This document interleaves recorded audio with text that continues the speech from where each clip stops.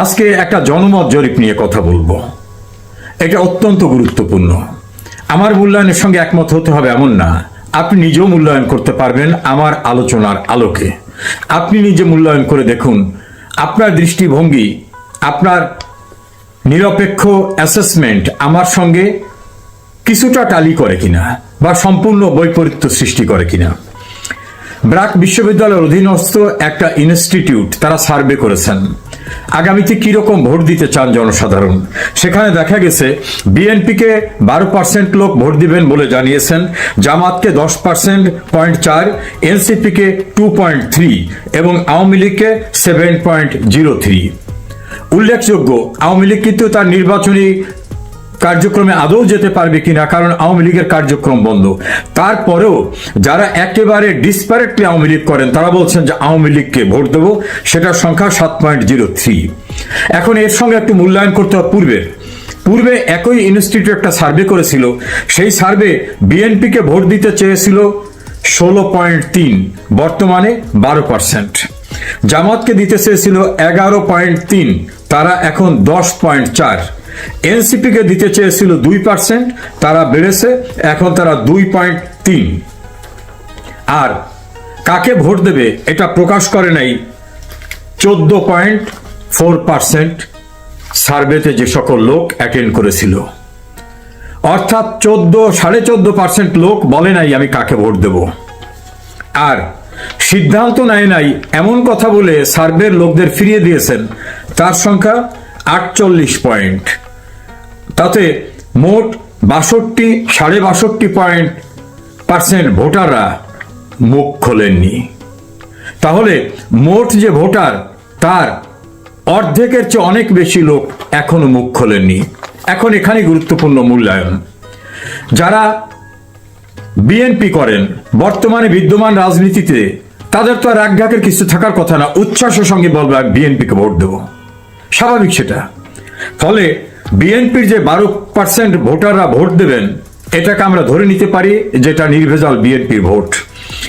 জামাতকে যে 10.4% ভোট দেবেন তারা নির্ভেজাল ভাবে জামাতের ভোটার, কারণ বর্তমান বাংলাদেশের রাজনৈতিক পরিস্থিতিতে তাদের রাগঢাকের কিছু নাই, পরিস্থিতি তাদের এবং বিএনপির অনুকূলে।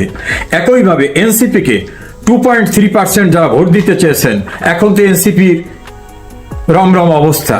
ফলে বিএনপি, জামাত, এনসিপি যারা করেন বা যারা ভোট দিতে চান তাদের তো আর রাগঢাকের কিছু নাই। তাদের নতুন করে চিন্তা ভাবনার মন খুলবো না, মুখ খুলবো না বা কোনো রকম ভয় আছে এরকম তো অবস্থা না। দেশটাই তো এখন তাদের জন্য বেশ ভালো পরিবেশ।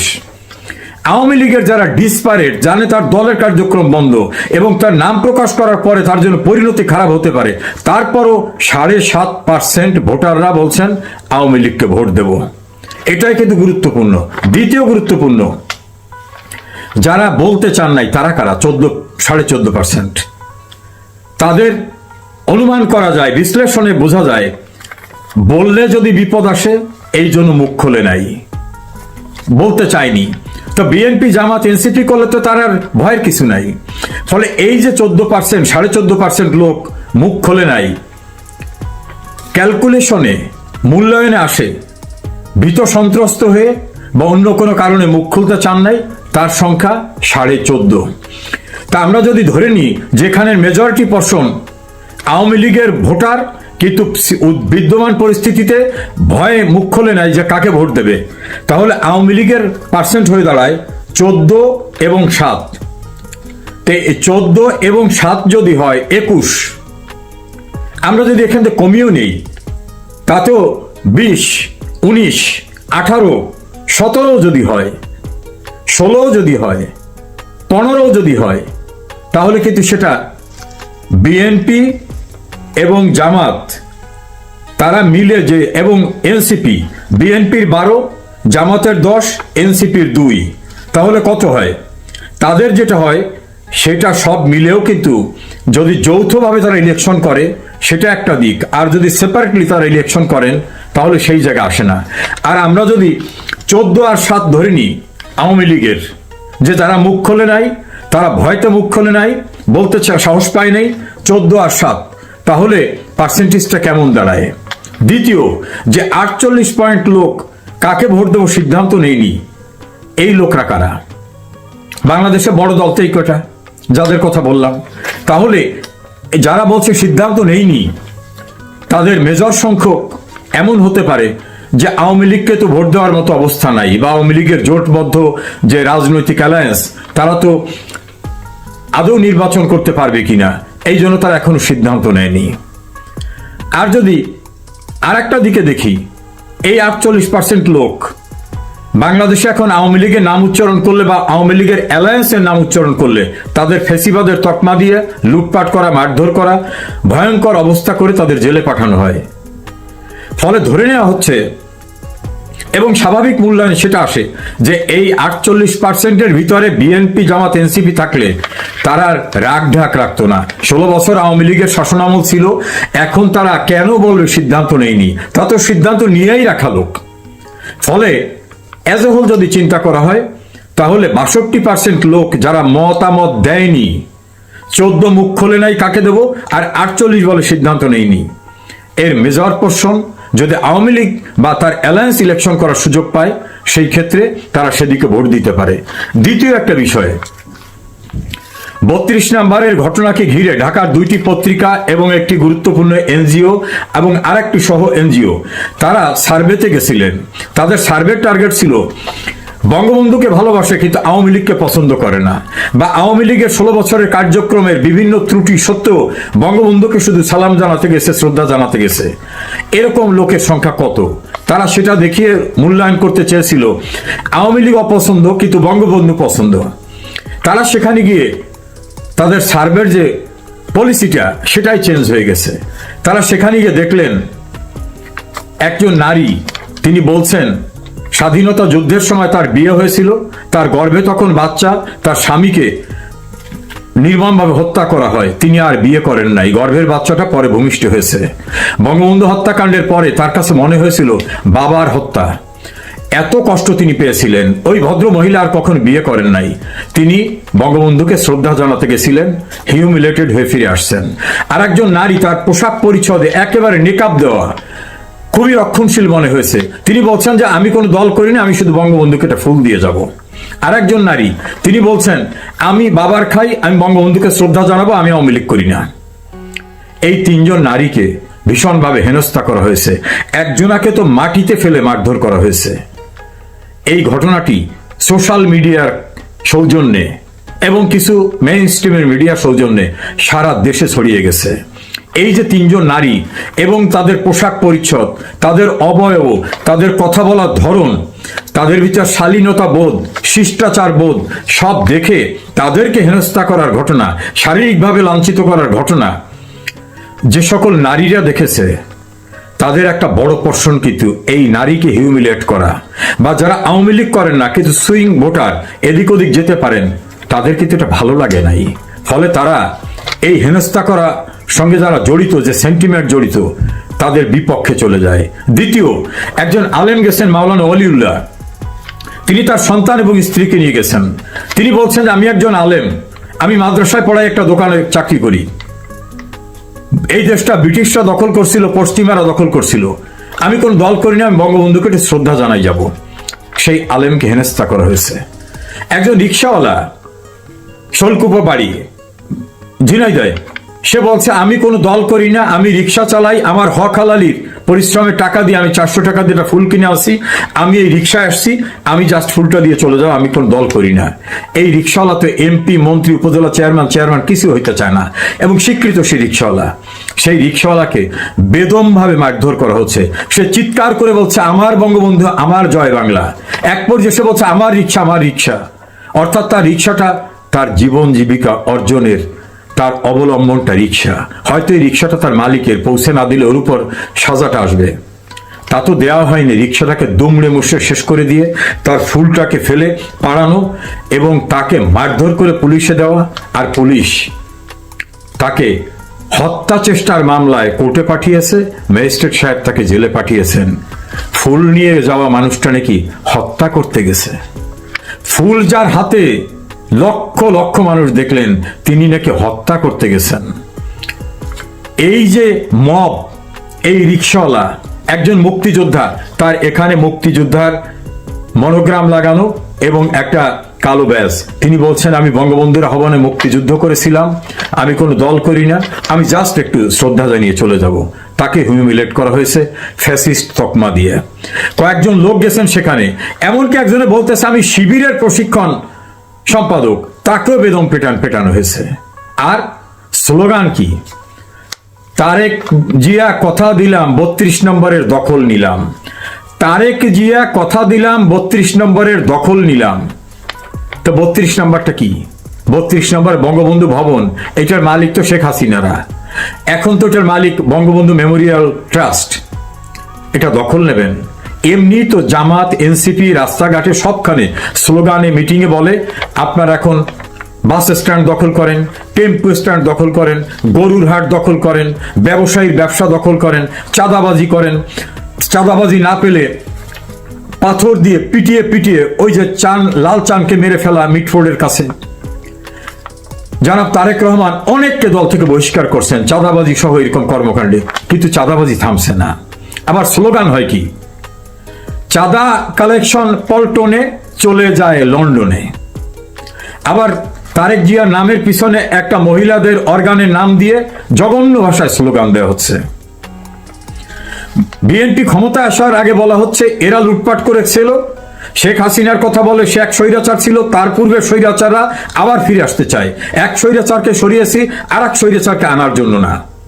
ফলে সারাদিন তারেক জিয়ার, খালেদা জিয়ার, বিএনপির লুটপাট, চাঁদাবাজি, অতীতের কর্মকাণ্ড নিয়ে ভয়ঙ্করভাবে ক্যাম্পিং করছে জামাত এবং এনসিপি, এবং অশ্লীল ভাষায়, অশ্রাব্য ভাষায় বেগম খালেদা জিয়াকে নিয়েও, যে আমরা আন্দোলন করছি এক স্বৈরাচারকে সরিয়ে আর এক স্বৈরাচারকে আনার জন্য না। এইভাবে চরম ইমেজ সংকট থাকার পরিস্থিতি বুঝে দল থেকে অনেককে বহিষ্কার করার পর তারেক জিয়া কন্ট্রোল করতে পারছেন না। আর তেমন একটি সময় 32 নম্বরের মতো জায়গায় মাইক দিয়ে বলা হচ্ছে তারেক জিয়া কথা দিলাম 32 নম্বরের দখল নিলাম। এই সুযোগে বিএনপির এন্ট্রি, যারা আওয়ামী লীগ না, তারা বলছে সারা বাংলাদেশের গরুর হাট, ব্যবসা বাণিজ্য, মানুষের বাড়িঘর দখল নিয়েছো, এখন 32 নম্বর দখল নিয়েছো, তোমরা যে দখলবাজ এটা তোমরা পাবলিকলি প্রচার করেছো। এই ঘটনাগুলি সোশ্যাল মিডিয়ায়, মেইন স্ট্রিম মিডিয়ার মাধ্যমে সারা দেশে ছড়িয়ে গেছে। ফলে কিছু লোক ছিল সুইং ভোটার, যারা আওয়ামী লীগের দীর্ঘদিনের শাসনে নানা কারণে অখুশি, বঙ্গবন্ধুকে ভালোবাসে, প্রগতিশীল মানুষ, বলে না আওয়ামী লীগের কিছু শাস্তি হওয়া দরকার, শিক্ষা হওয়া দরকার। তারা কাকে ভোট দেবে? তাহলে বিএনপি এতদিন ক্ষমতার বাইরে, তাদের বোধহয় পূর্বের যে কর্মকাণ্ড করছে ক্ষমতায় অতীতে থাকা অবস্থায়, এই যে মারধর করা, 21 আগস্টের হত্যা, বিভিন্ন লুটপাট করা, খাম্বা তৈরি করা, হাওয়া ভবন, বোধহয় বিএনপির একটা পরিবর্তন হয়েছে, তাদের দিকে যাব কিনা। সেই মানুষগুলো কিন্তু এই যে 15 আগস্টের ঘটনাগুলো দেখছে। এমনি তো জামাত, এনসিপি ক্যাম্পিং করে সারা দেশ সয়লাভ করে দিচ্ছে যে বিএনপি হচ্ছে চাঁদাবাজের দল, দখলবাজের দল, গরুরহাট দখলের দল, সন্ত্রাসী। আর তার সঙ্গে 15 আগস্টের ঘটনাটা যুক্ত হয়ে গেছে। এই যুক্ত হয়ে যাওয়ার ঘটনায় যারা ভাসমান ভোটার, যারা বিএনপির কথা ভাবলেও ভাবতে পারত, তারা কিন্তু এখন মনে করতেছে না এদের অসভ্যতা বন্ধ হয় নাই তো, এরা তো চরম অসভ্য। একজন নারীকে সেখানে মারতেছে, একজন রিক্সাওয়ালাকে মারতেছে, একজন মুক্তিযোদ্ধাকে হেনস্থা করতেছে, একজন আলেমকে হেনস্থা করতেছে, রিক্সাওয়ালাকে হত্যা করতে গেছে এমন জঘন্য মিথ্যা মামলা দিয়ে তারা জেলে পাঠাইছে। যার হাতে ফুল গেছে শ্রদ্ধা জানাতে, সে নাকি হত্যা চেষ্টা মামলার আসামি। সে তাহলে কি সে হত্যা করতে গেছে? এইসব ঘটনায় ইমেজ যেটুক ছিল সেটুক চরমভাবে সংকটে পড়েছে। আর একটা ঘটনা ঘটছে, সেলিব্রিটি সহ বিভিন্ন বিশিষ্ট ব্যক্তিরা, ডাক্তার আব্দুল নূর তুষার, তিনি আওয়ামী লীগ করেন না, তিনি তারেক জিয়ার তরুণের ভাবনা প্রোগ্রামে স্পেশাল গেস্ট হয়ে সুন্দর বক্তব্য রাখছেন। তার সহ খায়রুল, যে ছোট পর্দার অত্যন্ত জনপ্রিয় অভিনেতা, আরো অনেকে যারা বঙ্গবন্ধুকে শোক দিবসে নিজের ফেসবুক অ্যাকাউন্টে শ্রদ্ধা জানিয়েছেন, তাদের ছবি টাঙিয়ে জুতা পেটা করছে, এবং তার সংখ্যা প্রায় 100-এর কাছাকাছি। খায়রুল তো বলছে আমার জায়গা থেকে আমি শ্রদ্ধা জানাবো, এটাই যদি জুতা পেটা করতে হয় তাহলে আমার ছবিটা আরো বড় করে টানান, বড় করে টানার পর সবচেয়ে পচা জুতাটা দিয়ে আমাকে পিটান। জয়া আহসান ভারতে এখন থাকেন অভিনেত্রী, তার ছবি টাঙিয়েও জুতাপেটা করা হয়েছে। সাংবাদিকদের ছবিটা নিয়ে জুতাপেটা করা হয়েছে। সেখানে অনেকেই আওয়ামী লীগ করেন না, তাদের ছবিটা নিয়ে জুতাপেটা করা হয়েছে। এই মানুষদের কিন্তু লক্ষ লক্ষ ভোটার আছে, সমর্থক আছে, অনুসারী আছে। তারা যখন দেখে নাটকের খায়রুলের উপর জুতাপেটা করা হচ্ছে, ডক্টর আব্দুল নূর তুষারের ছবির উপরে জুতাপেটা করা হচ্ছে, তখন যেটুকু ন্যূনতম সহানুভূতি সৃষ্টি হওয়ার মতো পরিবেশ হয়েছিল বলে অনেকে মনে করে, সেটুকু কিন্তু আর অবশিষ্ট থাকে না। ফলে যাই করতেছে, ৩২-এর ঘটনা, পরবর্তী ঘটনা, আবার জামাতের লোকেরা ঢাকা বিশ্ববিদ্যালয় ক্যাম্পাস তারা দখল করে নিয়েছে, ভিসির থেকে শুরু করে হল তাদের দখলে। সেখানে যুদ্ধাপরাধীদের ছবিগুলো দিয়ে নতুন করে সেখানে একটা প্রদর্শনী করে যারা মোটামুটি জামাতের পক্ষে থাকার মানুষ না ডাইরেক্ট, কিন্তু নানা কারণে একটা সিম্পেথি থাকতে পারে, তারা কি পক্ষে থাকলো নাকি বিপক্ষে থাকলো? সরোয়ার্দী উদ্যানের জনসভায় যে বক্তব্য বিবৃতি হলো, সেটা কি পক্ষে থাকলো নাকি বিপক্ষে থাকলো? জামাত পূর্বে ভোট পেয়েছিল সার্ভেতে 11.3, এখন কমে সেটা এসেছে 10। বিএনপির 16 থেকে এখন এসেছে 12। এখন এই সিচুয়েশনে যারা নির্বাচন পর্যবেক্ষণ করেন দেশি বিদেশি, তাদের একটা অ্যানালাইসিস, এবং এই 32 নম্বরের সামনে যারা গেছিল, 2টি পত্রিকা এবং 2টি এনজিও, তাদের অ্যানালাইসিস যে এই সকল ঘটনা বিএনপির ভাসমান ভোটটাকে বিএনপির থেকে অন্যদিকে ধাবিত করে দিচ্ছে। একজন প্রভাবশালী অনলাইন অ্যাক্টিভিস্ট ফ্রান্সে থাকেন, তার আজকে একটা বক্তব্য শুনলাম। তিনি বলছেন বিএনপি ক্ষমতায় যেতে পারবে না, জামাত পারবে না, এনসিপি তো প্রশ্নই ওঠে না, নতুন একটি সরকার হবে, নতুন ব্যক্তিরা ক্যান্ডিডেট হবে। তিনি হয়তো সার্ভেটা দেখেছেন, তবে তার মূল্যায়ন আর আমার মূল্যায়নটা একটু ভিন্ন। আমার মনে হয়েছে আওয়ামী লীগের দীর্ঘদিনের শাসনে দেশ যেমন ডেভেলপমেন্ট হয়েছে, কোনো কোনো ক্ষেত্রে কেউ কেউ কষ্টও পেয়েছেন।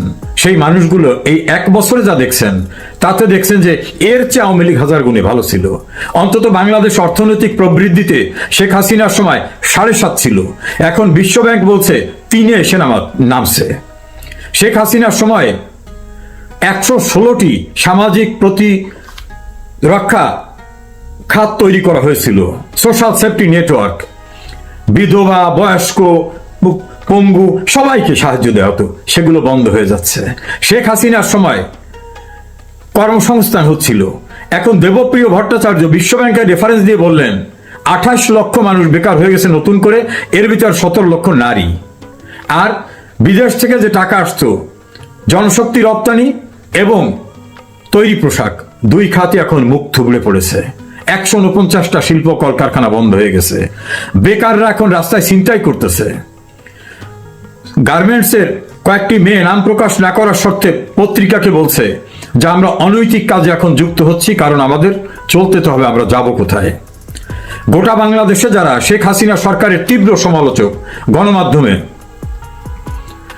সাংবাদিক নেতা এম এ আজিজ, মাসুদ কামাল, মঞ্জুরুল ইসলাম পান্না, জিল্লুর রহমান এবং আরো অনেকে, আনিস আলমগীর, তারা তীব্র আওয়ামী লীগের বিরোধী। এমনকি সাম্প্রতিক সময়ে মোস্তফা ফিরোজ, তাদের বক্তব্য শুনলে বোঝা যায় যে তারা বলছে যে শেখ হাসিনাকে তাড়াতে যেহেতু কি ভয়ঙ্কর ঘটনা ঘটাইছি, এর চেয়ে তো শেখ হাসিনা ভালো ছিল।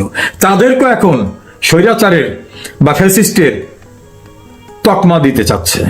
এখন এই সিচুয়েশনে আওয়ামী লীগের পক্ষে মানুষের একটা ভয়ঙ্কর, অপরিবর্তনীয়, অকল্পনীয় একটা পরিবর্তন এসেছে। তারা মনে করে এই সরকার কিছুই করতে পারে নাই, এর চেয়ে আওয়ামী লীগ অন্তত দেশটাকে ডেভেলপ করছিল, অর্থনৈতিক উন্নয়ন, কর্মসংস্থার উন্নয়ন, মানুষের অন্ন, বস্ত্র, বাসস্থান, চিকিৎসা, গরিব মানুষের ব্যবস্থা করেছিল। আওয়ামী লীগের জন্য ফসল উৎপাদিত হয়েছে। এখন আওয়ামী লীগ এই ফসল তার নৌকায় তুলতে পারবে কিনা? আওয়ামী লীগ কি পারবে মুক্তিযুদ্ধের সকল সপক্ষ শক্তিকে একত্রিত করে একটা জোট করে প্রমাণ করতে যে এই দেশ স্বাধীনতা বিরোধীর না, এই দেশ সাম্প্রদায়িক শক্তির না? আমাদের অতীতে যে ভুল ত্রুটি হয়েছে, আমরা সবাই মিলে যেমন মুক্তিযুদ্ধ করে স্বাধীনতা এনেছিলাম, আবার সবাই মিলে মুক্তিযুদ্ধের বাংলাদেশটাকে রক্ষা করব। এভাবে আওয়ামী লীগ কি প্রস্তুত? আওয়ামী লীগের সঙ্গে কি মুক্তিযুদ্ধের অন্যান্য দল, তারা কি বুঝতে পেরেছে যে আওয়ামী লীগ না থাকলে, মুক্তিযুদ্ধের প্রধান শক্তি না থাকলে তারাও আর কোথাও মুখ খুলতে সাহস পায় না। এখন সকলকে ঐক্যবদ্ধ করে যদি আওয়ামী লীগ তার সাংগঠনিক শক্তি সকলকে নিয়ে, মুক্তিযুদ্ধের পক্ষে সকলকে নিয়ে রেডি করতে পারে, তাহলে এই যে ফসল প্রস্তুত হয়ে আছে, এই ফসল তাদের নৌকায় উঠলে আবার অসাম্প্রদায়িক বাংলাদেশ, মুক্তিযুদ্ধের চেতনার বাংলাদেশ, সমৃদ্ধ বাংলাদেশ, এগিয়ে যাওয়ার বাংলাদেশ কায়েম হবে। অন্যথায় বাংলাদেশ যে বিপন্ন অবস্থার ভিতর পড়েছে, ডক্টর ইউনূস বাংলাদেশকে যত পিছনে নিয়ে গেছেন, একেবারে ধ্বংসের খাদের কানায় নিয়ে যাওয়ার মতো অবস্থাটায় বাংলাদেশ অস্তিত্ব বিপন্ন হতে পারে। কারণ সার্বভৌমত্ব বিপন্ন হতে পারে, সেনাপ্রধানই বলছিলেন। ইউনূস বলছেন যুদ্ধ পরিস্থিতির ভিতরে আছি। ইউনূসের ক্যাবিনেটের অনেকেই বলছেন মানচিত্র নতুন করে লেখা লাগতে পারে। ইউনূসের এক উপদেষ্টা তো বলছেন গৃহযুদ্ধ হতে পারে। ফলে উত্তরণের জন্য মুক্তিযুদ্ধের পক্ষের শক্তি যদি ঐক্যবদ্ধ হতে পারেন, তাহলে মানুষের এখন যে স্পৃহা, মানুষের যে সেন্টিমেন্ট, সেই সেন্টিমেন্টের ফসল আপনারা নিতে পারবেন। সেটা বাংলাদেশে এই বর্তমান অবৈধ ইউনূস সরকারের অধীনে এসে বাংলাদেশে পাকিস্তানি রাজনীতিবিদদের, পাকিস্তানির ইন্টেলিজেন্স, আর্মি এবং তাদের পররাষ্ট্র দপ্তরের তৎপরতা কিন্তু প্রচুর পরিমাণে বেড়ে গেছে। কিছুদিন আগে আমরা দেখলাম ঢাকায় পাকিস্তানের পররাষ্ট্র দপ্তরের সাথে একটি চুক্তি হলো। সেই চুক্তিটি কি? বাংলাদেশের পুলিশ বাহিনী পাকিস্তানে গিয়ে ট্রেনিং নিবে, আর পাকিস্তানের পুলিশ বাহিনী বাংলাদেশে এসে ট্রেনিং নিবে। তারপর কি হলো যে পাকিস্তানের যে রাষ্ট্রদূত অথবা পাকিস্তান এম্বাসির কোনো কর্মকর্তাকে বাংলাদেশে আর ভিসা নিয়ে আসতে হবে না। তারা তাদের মামার বাড়িতে চলে আসবে। ঢাকা এয়ারপোর্টে আসলেই তাদেরকে একটা সিল দিয়ে তাদের মামার ঘরে ঢুকিয়ে দেওয়া হবে। এরপর এই সপ্তাহে পাকিস্তানের আরও 2 জন মন্ত্রী বাংলাদেশে পা রাখছেন। একজন হচ্ছেন পররাষ্ট্রমন্ত্রী, আরেকজন হচ্ছেন স্বরাষ্ট্রমন্ত্রী।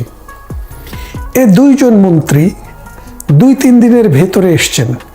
তার মানেটা কি দাঁড়াচ্ছে আপনারা বুঝতে পারছেন।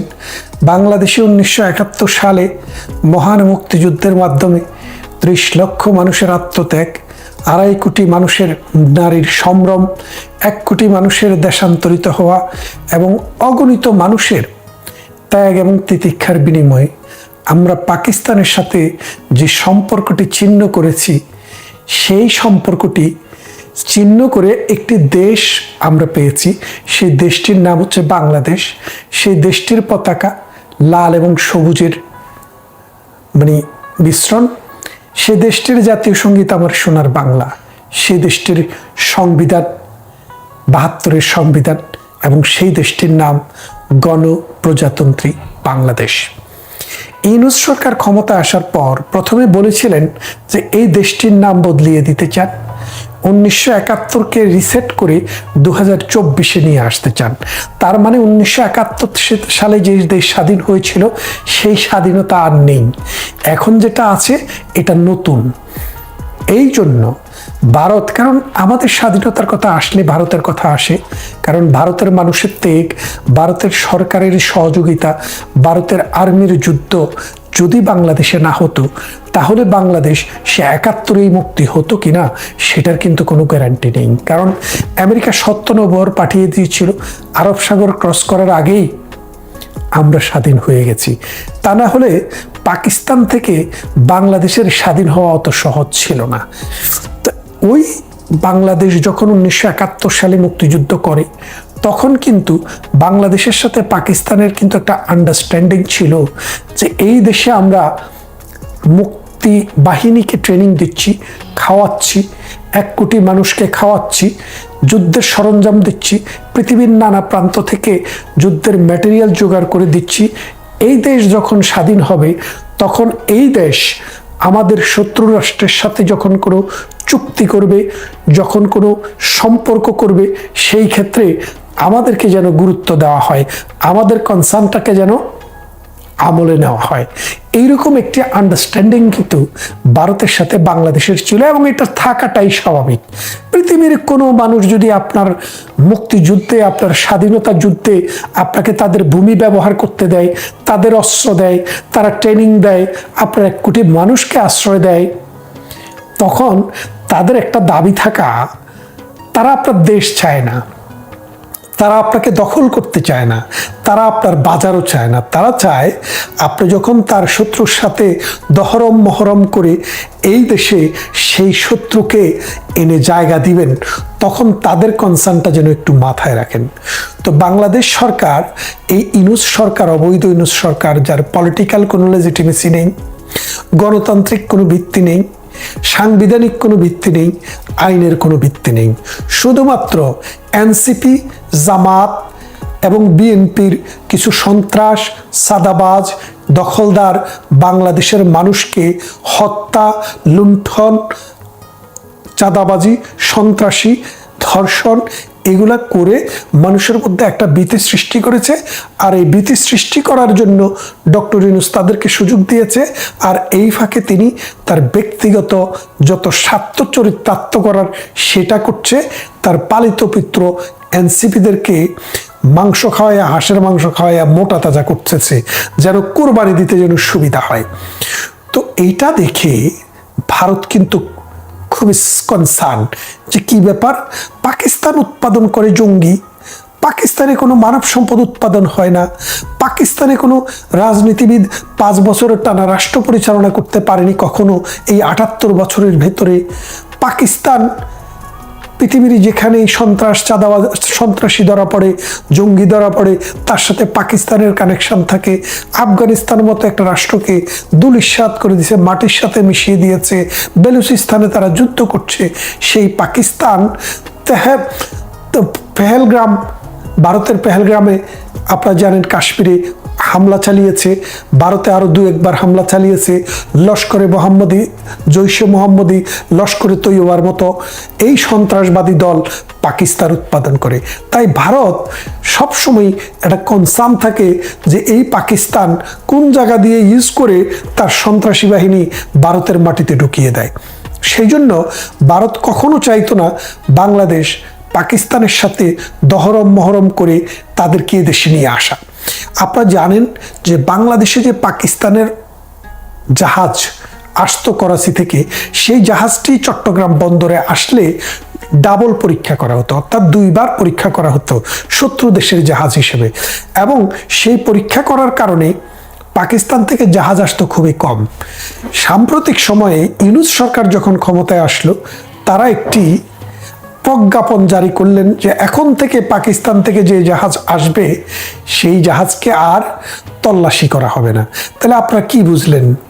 ওই যে 10টা অস্ত্র কোথায় এসছিল? ওই শিল্প মন্ত্রণালয়ের CFL এর ঘাঁটিতে চট্টগ্রামে। তখন এই 71-এর ঘাতক নিজামী তখন এই শিল্পমন্ত্রী ছিলেন, তার ঘাটে সেটি এসে লাগলো। সেখান থেকে 10টা অস্ত্র খালাস করা হলো। সেই 10টা অস্ত্র মামলায় বেকসুর সবাই খালাস পেল। কেন পেল? কারণ 10টা অস্ত্র তো রাষ্ট্রের তত্ত্বাবধানে আসছে। রাষ্ট্রের সরকারকে যদি বিচার করা না যায়, তাহলে জনগণকে বিচার করবেন কিভাবে? সেই জন্য এই সরকার এসে আদালতের মাধ্যমে সবাইকে খালাস করে দিলেন। তা এখন এই সরকার আসার পর চট্টগ্রাম বন্দর দিয়ে আবার পাকিস্তান থেকে চায়নার অস্ত্র, পাকিস্তানের অস্ত্র আসতে শুরু করেছে। আর মানুষ আসছে পাকিস্তান থেকে, পুলিশকে ট্রেনিং দিবে, এই এনসিপিকে ট্রেনিং দিবে, শিবিরকে ট্রেনিং দিবে, দিয়ে ভারতকে আবার অস্থিতিশীল করতে চাচ্ছে। তাই ভারত সিদ্ধান্ত নিয়েছে, মোটামুটি আমরা যতটুকু খবর পেয়েছি, ভারতের সিদ্ধান্ত হলো ভারত বাংলাদেশেও সার্জিক্যাল স্ট্রাইকের মতো যুদ্ধ ব্যবহার করতে পারে। কারণ তারা আইডেন্টিফাই করছে কোথায় কোথায় এই ট্রেনিং হয়, কোথায় কোথায় এর অস্ত্র আসছে। তাই ভারত নিজের স্বার্থেই এখন বাংলাদেশের উপরে আঘাত করার জন্য, বাংলাদেশের সাথে যুদ্ধ করার জন্য প্রস্তুত হচ্ছে। ভারত প্রস্তুতে আছে। ভারতে যে আরো আগেই এটা করত, কিন্তু আরো আগে যদি ভারত করত, তাহলে মানুষ বলতো শেখ হাসিনা ক্ষমতার থেকে চলে গেছে, ভারতে আশ্রয় দিছে, শেখ হাসিনাকে ফিরিয়ে আনার জন্য ভারত এটা করছে। তাই ভারত কূটনীতিকভাবে এবং সামরিকভাবে এটা থেকে বিরত থেকেছে। ভারত দেখতে চেয়েছে যে বাংলাদেশে শুভবুদ্ধি উদয় হয় কিনা, সহসা একটি নির্বাচন হয়ে যারা রাষ্ট্রের মালিক জনগণ, সেই জনগণের প্রতিনিধি রাজনৈতিক দলের কাছে ক্ষমতা দেয় কিনা।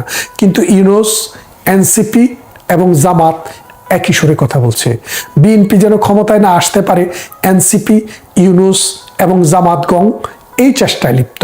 এর কারণ হচ্ছে তারা ইউনূস সরকারের প্রলং করে এখানে পাকিস্তানের ঘাঁটি করতে চায়, এই পাকিস্তানের অস্ত্র দিয়ে এদেশকে সয়লাভ করতে চায়, একটা মিলিশিয়া বাহিনী গঠন করে।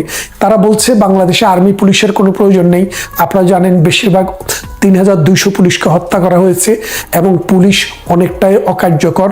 আর্মিও এখন ঠুটু জগন্নাথ, তাদেরকে উড়াইয়ে দিবে বললেও তারা কিছু করে না। তার মানেটা আপনারা বুঝতে পারছেন যে এই অবস্থায় জামাত এবং এনসিপিকে দিয়া একটা বাহিনী তৈরি হচ্ছে, ট্রেনিং চলছে। এই ট্রেনিং করে তারা পাকিস্তানের অস্ত্রে সুসজ্জিত হচ্ছে। আপনারা জানেন সেদিন বিদেশে যাওয়ার সময় আসিফের কাছে অস্ত্র পাওয়া গেছে বিদেশে যাওয়ার সময়, আপনারা দেখেছেন। সুতরাং এগুলো কিন্তু মিথ না, এগুলো এখন সত্যি ঘটনা। এবং পাকিস্তানের একের পর এক মন্ত্রীরা আসছে, 20 বছরে, 30 বছরে, 50 বছরে যা আসেনি, গত কমাসে কিন্তু তা হয়ে গেছে। আপনারা দেখেন পাকিস্তানের পররাষ্ট্রমন্ত্রী, পাকিস্তানের অর্থমন্ত্রী, পাকিস্তানের স্বরাষ্ট্রমন্ত্রী, একটা দেশে অর্থ, পররাষ্ট্র, স্বরাষ্ট্র, তার মধ্যে একজন স্বরাষ্ট্রমন্ত্রী তিনি আবার পাকিস্তানের উপপ্রধানমন্ত্রী। তার মানে বোঝেন, প্রধানমন্ত্রীর অ্যাবসেন্সে তিনি পাকিস্তানের প্রধানমন্ত্রীর দায়িত্ব পালন করেন। তার মানেটা কি দাঁড়াচ্ছে? পাকিস্তানের টপ থেকে বটম সব এখন ঢাকার লাইনে। ঢাকাতে আসতে এখন তাদের আর বিছা লাগবে না। ঢাকায় আসলে মামার বাড়ির আবদার, মামার বাড়িতে তারা ঢুকে যাবে। এখন ভারতের কনসার্নের কারণে ভারত কিন্তু অজিত দোভাল, ভারতের সেনাপ্রধান এবং ভারতের বিএসএফ প্রধান, তারা কিন্তু এই শিলিগুড়ি, এই বাংলাদেশ সংলগ্ন যে ভারতের যে অঞ্চল, এই অঞ্চলে বারবার আসছে। ভারত চিন্তা করছে তারা একটি ঘাঁটি করতেছে বাংলাদেশের সীমান্তবর্তী অঞ্চলে এবং তারা সৈন্য সমাবেশ বাড়িয়ে দিয়েছে, সীমান্তে জরুরি অবস্থা রেখেছে। সুতরাং আপনারা বুঝতেই পারেন, জরুরি অবস্থা বলতে সীমান্তে প্রস্তুত রেখেছে, এটাকে ঠিক জরুরি বলবো না। তো তাহলে এখন ভারত কি চায়?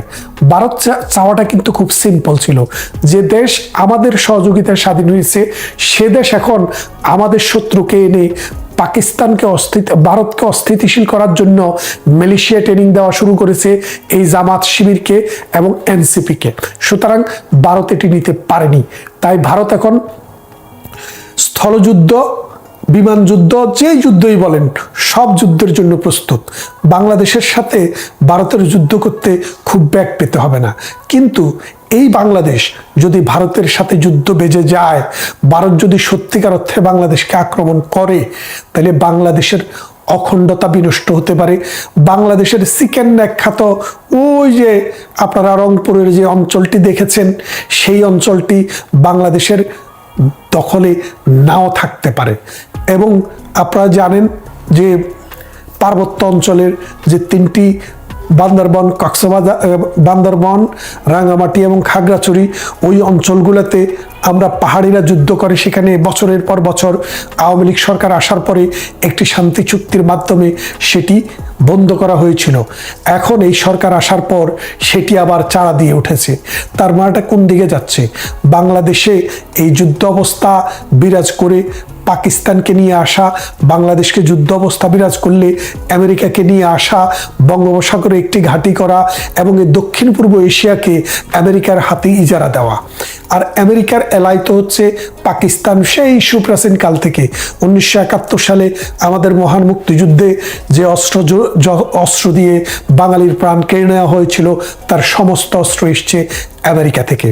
তাই আমরা এখন কনসার্ন, ভারত কিন্তু যেই কোনো দিন, যেই কোনো সময়ে বাংলাদেশের ভূখণ্ডে যদি হামলা চালায়, এটাতে অবাক হওয়ার কিছু থাকবে না।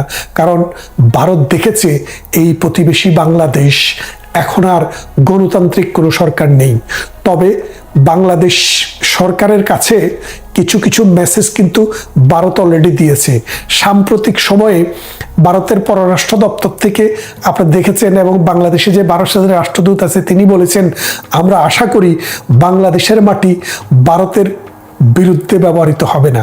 এই কথাটি কিন্তু তিনি বলেছেন। এত বছর বলেননি, এখন কেন বললেন? কারণ 4 দলীয় জোট সরকার যখন ক্ষমতায় ছিল, জামাতকে নিয়ে যখন বিএনপি ক্ষমতায় ছিল, আপনারা তখন দেখেছেন অনুপ চেটিয়া, পরেশ বড়ুয়া বিয়ে করে বাংলাদেশে ঘর সংসার করে, এখান থেকে 10 টাকা অস্ত্র যে আসে, এই অস্ত্র নিয়ে ভারতে গিয়ে আসামে উল্পার সাথে যুদ্ধ করে এবং মিজোরাম, ত্রিপুরা ওইসব অঞ্চলে গিয়ে বিদ্রোহীদেরকে উৎসাহ দেয়। তো এই অবস্থাটি তখনই থাকে যখন রাষ্ট্র চায়। রাষ্ট্র না চাইলে বিদেশি কোনো গোষ্ঠী, বিদেশি কোনো জঙ্গি আমাদের দেশে এসে সশস্ত্র ট্রেনিং নিতে পারে না, সীমান্তের ওপারে গিয়ে অস্ত্র চালাতে পারে না, আক্রমণ করতে পারে না। এখন ঐতিহাসিকভাবে আপনারা জানেন, আমরাও জানি যে ভারত বাংলাদেশের 4000 বর্গ কিলোমিটার যে সীমান্ত রেখা আমাদের সাথে, পৃথিবীতে ওয়ান অফ দ্য বিগেস্ট সীমান্ত। আপনি দেখেন বাংলাদেশের এক কোনায় 2 থেকে 250 কিলোমিটার শুধু বার্মার সাথে। এছাড়া আমাদের প্রতিবেশী বলতে ভারত ছাড়া আর কেউ নেই। আজকে মিয়ানমারের সাথেও আমাদের সম্পর্ক খারাপ হয়ে গেল। কিভাবে খারাপ হলো দেখেন, মিয়ানমারের এই যে অখণ্ডতা, ভৌগোলিক অখণ্ডতা, সেটাকে বিনষ্ট করার জন্য বাংলাদেশের এই কক্সবাজার দিয়ে এখন মিয়ানমারে আমেরিকা অস্ত্র ঢুকাচ্ছে। ওই মিয়ানমারের যে বিদ্রোহী গ্রুপ, ওই গ্রুপকে দিচ্ছে বার্মা থেকে বিচ্ছিন্ন হওয়ার জন্য। তাহলে মিয়ানমারের সাথে চিরতরে আমাদের সম্পর্ক খারাপ হয়ে গেল, আমাদের সম্পর্ক খারাপ হয়ে গেল ভারতের সাথে। তাহলে আমাদের প্রতিবেশী বলতে আর আছে শুধু বঙ্গোপসাগরের লোনা জল। এখন আমাদের কোনো বিপদে, আমাদের দুর্যোগে, আমাদের দুর্বিপাকে আমাদেরকে ওই বঙ্গোপসাগরের লোনা জলে সলিল সমাধি ছাড়া আর কোনো জায়গা রইল না। ভারত একটি সভ্য রাষ্ট্র, ভারত একটি গণতান্ত্রিক দেশ, এবং এই দেশ প্রতিনিয়ত উৎপাদন করছে। কি উৎপাদন করছে? কর্মক্ষম মানুষ, বিশ্বের জন্য প্রয়োজনীয় মানুষ। আর পাকিস্তান উৎপাদন করছে জঙ্গি। আমরা এই কর্মক্ষম মানুষ উৎপাদন করা, মানব সম্পদ উৎপাদন করা, গণতন্ত্রকে দিন দিন নবতর সংস্করণে নিয়ে আসার দেশকে ফলো না করে আমরা আস্তে আস্তে যাচ্ছি কার দিকে? ওই পাকিস্তানের মতো মৌলবাদী, ধর্মান্ধ, ধর্মাশ্রয়ী এবং সন্ত্রাসী একটি রাষ্ট্র, যে রাষ্ট্র গণতন্ত্র গড় নেই। সুতরাং আমাদেরকে বুঝতে হবে, আজকে বাংলাদেশের মানুষ যদি এই ইউনূস সরকারকে গদিচ্যুত করে আবার যদি 71-এর চেতনায় ফিরে না যায়, তাহলে বাংলাদেশের ভৌগোলিক অখণ্ডতা বিনষ্ট হবে, বাংলাদেশের মানুষ ভুগবে, এবং আন্তর্জাতিক এরিয়াতে আস্তে আস্তে বাংলাদেশ বিলীন হয়ে যাবে। তাই আসুন, আর দেরি নয়, এখনই এই ইউনূস সরকারের পরাজয় ঘটাই এবং ভারতকে আমরা একটা মেসেজ দেই যে আমরা একটি স্বাধীন দেশ, আমরা স্বাধীনভাবে সব করব। তবে ভারত যেহেতু আমাদের স্বাধীনতা যুদ্ধে সহযোগিতা করেছে, আমাদের উন্নয়ন পার্টনার, সেই হিসাবে আমরা ভারতের বিরুদ্ধে বাংলাদেশের মাটিকে কোনোদিনও পাকিস্তানকে ব্যবহার করতে দেব না। Not only Pakistan, America, Britain, America সহ পৃথিবীর যেই কোনো দেশ এই বাংলাদেশের মাটি, বাংলাদেশের আকাশ, বাংলাদেশের সমুদ্র কখনো ভারতের বিরুদ্ধে আমরা ব্যবহার করতে দেব না।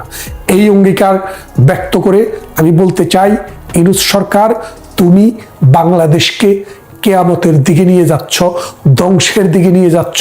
53 বছরে আমার পূর্বপুরুষেরা এই দেশকে যেভাবে তিলে তিলে গড়ে তুলেছে, তুমি তাকে ধ্বংস করছ। তোমাকে আমরা এই জনতার আদালতে বিচার করবই করব।